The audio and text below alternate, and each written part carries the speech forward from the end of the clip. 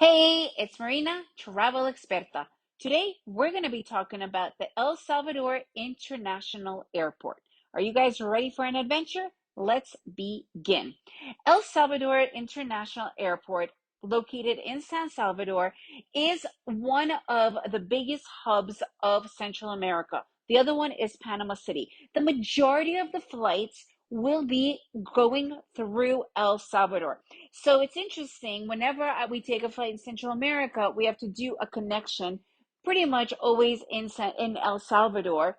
And I would say 95% of the people continue on. So it is a connecting airport, and it is structured for that in the respect that it has 1.5 million stores, restaurants, lounges, you name it.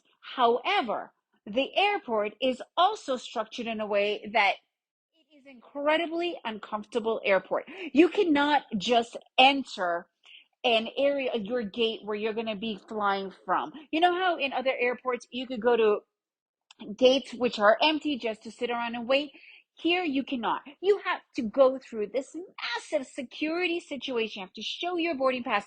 You cannot just go to any random gate. You can only go to your gate. And you are literally practically strip searched. They are so strict. They go through all your luggage. They take out the stupidest stuff. They make you remove your shoes. This is already inside the airport. So you've already gone in another airport through all of the security measures.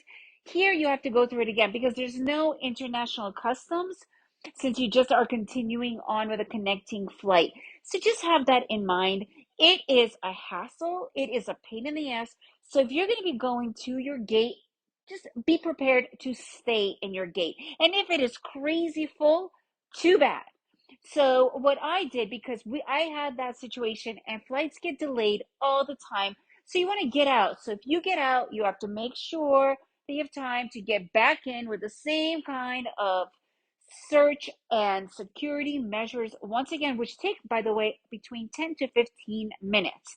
No joke, especially if there's a line of people to get in. And just be prepared for them taking out the stupidest stuff. Literally, they could take out all these liquids that don't even have liquids. It doesn't even matter. So just be prepared. They are a weird airport. However, you could go shopping. There are lounges, there are coffee shops, and they do have internet in the actual airport. So that does make a difference in you spending the time, especially if you don't have internet or data in that particular area. So it's a small airport. It's not really a lot to do there. As you know, so you can't get super lost, but you do need time for those connecting flights. A good connection would be between an hour and a half and 2 hours so that you are not rushing, especially with those security measures. And if you have not eaten. And if you enjoyed this podcast, please leave me a review, share it with your friends, and remember to make every day an adventure.